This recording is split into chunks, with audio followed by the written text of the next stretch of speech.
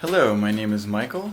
I study history, in particular military history, from the Civil War until World War II. Today I would like to take a look at a particular object, the model of 1917 trench knife, as a way of taking a look at World War I. World War I was an event that occurred between July 28, 1914 and November 11, 1918, spanning a period of 4 years, 3 months, and 2 weeks. In this time period, 20 million died and 21 million were wounded. Those are pretty big numbers, and we like to talk about this war in big numbers. Approximately 75% of all casualties were caused by artillery. From documents we can show that an estimate of between 2.6 and 2.4 billion rounds were fired from field artillery alone. But these astronomical numbers, I think, actually make it harder to really understand what that means. To get past the static numbers, I would like to take a close look at this painting, which as far as I can tell is titled Ruski ne Saduskaya, Russians Don't Give Up. The painting depicts what is called the Attack of the Dead Men, which was an action in Poland on August 6, 1915. The Germans released chlorine gas on the Russian position at Auschwitz Fortress. This was pretty effective, as Sergei Kremlov, a survivor, recalls. Any living person outside on the bridgehead of the fortress was poisoned to death. The grass turned black. There were flower petals scattered everywhere. Meat, butter, lard, vegetables were poisoned and deemed unsuitable for consumption. Ultimately, however, the Germans could not take advantage of this, as about 60 Russians decided to suicidally charge the Germans, and the Russians actually eventually effected a successful counterpush. Why I'm showing you this painting is because it very clearly captures all the elements that were active in the battles in the European theater. Poison gas, millions of rounds of artillery, rifles, handguns. But look in particular at the Germans in the foreground. On the left we see one defending himself with a spade, and we can see that almost every single one of them has a club attached to them by a lanyard. Although it is true these clubs were created in the trenches, their construction was actually outlined in the manuals given to the soldiers. These manuals also included instructions on how to weaponize shovels by sharpening the edges. This was the kind of warfare the designers of the model of 1917 were preparing for. Originally, early trench knives were handmade or made in the battlefield. Examples include the German Nahkampfmesser close combat knife, which was a 6-inch single-edged steel blade. Another example was the French nail, which were fashioned from barbed wire stakes that were found on the battlefield. Another example was the poignard bayonet, or dagger bayonet, which was made from cut-down Lebel M1886 rifle bayonets. And eventually the French would develop what they called the Cateau Poignard Model 1916, popularly known as the Avenger, which would sort of come to be the measure by which all other trench knives would be measured. When the American Expeditionary Forces, AEF, entered the trenches, its troops carried the M1917 trench knife, based on the Model 1916, but with a triangular blade. I think it's easy to take a look at this model 1917 trench knife and immediately see it was invented with one specific purpose. It is a pointy piece of metal, but isn't that really what any knife is? There's a school of thought that these knives grew out of the ungainliness of the existing bayonets. Referred to as a general group as sword bayonets, typically examples like the British pattern 1907 and the American model 1917 bayonet had an overall length of just over 21 inches. Not exactly convenient. But there wasn't an overall push to shorten bayonets until World War II. In original trials, one of the specific criteria the US military had for the model of 1917 was it needed to penetrate very well. They were particularly worried about the winter overcoats worn by German soldiers. This object was designed for one particular purpose. The idea was to plunge this spike into the body of the enemy, straight into the heart, thus silencing the target before they were able to notify the rest of the soldiers in their trench. The squads of men sent on raids were vastly outnumbered and outgunned when they reached the opposing trenches. It was their goal to grab prisoners for interrogation back in their own line. This constant threat of nighttime terror wasn't just a way to gather actual information. In fact, most sources seem to suggest this kind of random snatch and grab didn't really accomplish much, but it created a constant sense of fear. Unfortunately, it generally also created a sense of uncertainty in the men who had to conduct these raids as well. Americans would not start dying in official action until November of 1917. The war started in July of 1914. Unlike the French, though, who had had to innovate things like the French nail out of things found on the battlefield, the American forces had the advantage of entering the war with a little over 3 years of being able to watch what everyone else did. In early December 1917, American Expeditionary Forces Commander General John Pershing warned the Secretary of War that the collapse of the Russian front, the Germans would be able to concentrate on the Western Front in the spring. The Russian Revolution is generally cited as beginning in March 8, 1917, and it is generally seen as the reason for this. It was expected the Germans would field 260 divisions, and the Allies could only muster about 169. Pershing judged that it was, quote, very doubtful that the Allies could stop the Germans, given the disparity in manpower. A major issue in this was the mismanagement of American mobilization. Preparing for war was a monumental challenge, characterized by so much inefficiency and corruption that Secretary of War Newton Baker actually offered to resign. Despite having been technically at war since April, the United States had just 4 infantry divisions in France, and they were all short on training, equipment, and modern staff techniques.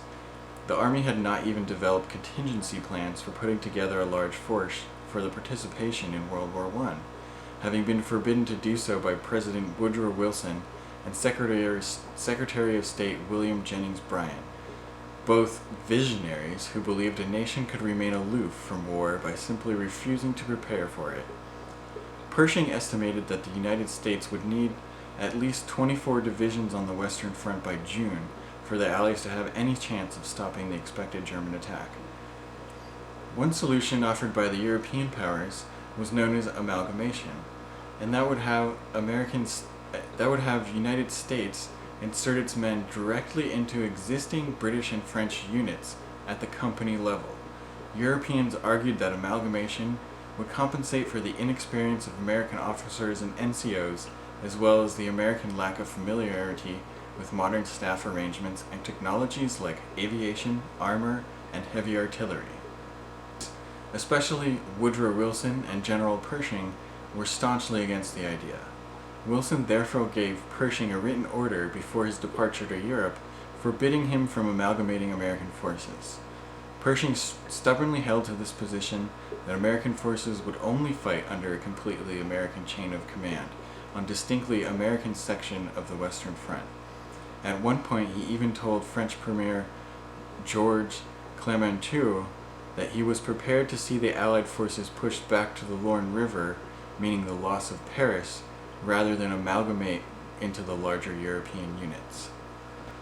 Pershing contended that the Europeans had become tied to trench warfare. He argued for his, what he called, open warfare doctrine. He wanted to focus on mobility and emphasize American aggressiveness and marksmanship.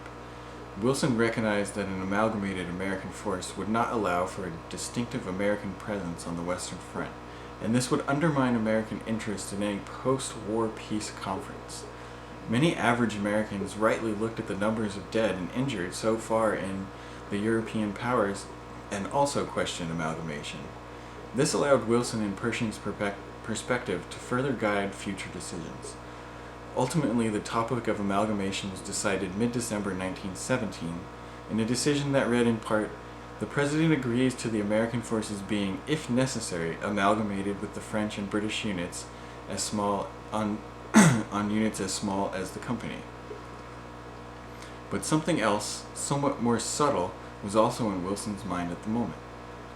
Wilson did not just want to be at the peace table when the war was over, he wanted to dictate the terms. He saw a clear connection between American lives sacrificed in actual combat and political clout. On this topic himself, Wilson stated, "Our terms of peace will probably run counter to most of the European proposals, and our weight in the accomplishment of our ideals will be greatly in proportion to the strength with which we have thrown into the scale." Wilson's dedication to this idea would drive his aggressive stance, and Pershing was also a vocal proponent. He said, "We must look forward to bearing a very heavy part in this conflict before it ends. Our position will be stronger if our army, acting as such, shall have played a distinct and definite part." The looming problem, however, wasn't lessening by any of this. U.S. forces were still laughably unprepared. The regular army in April of 1917 only numbered 133,000 men and 5,800 officers. The National Guard consisted of 67,000 men and 3,200 officers. To put that in perspective, the British Expeditionary Force suffered 60,000 casualties on just the first day of the Battle of the Somme in July 1916.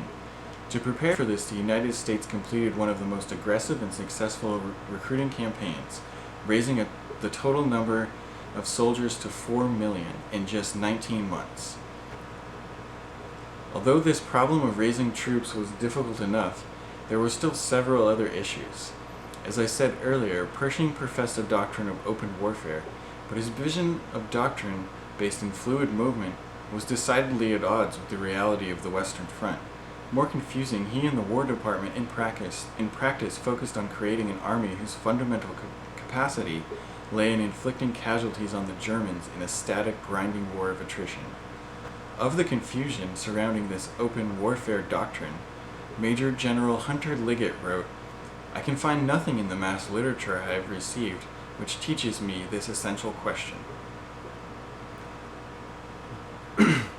One main argument for this dichotomy in Pershing's proposed tactics and his actual preparations seems to be tied to this amalgamation issue.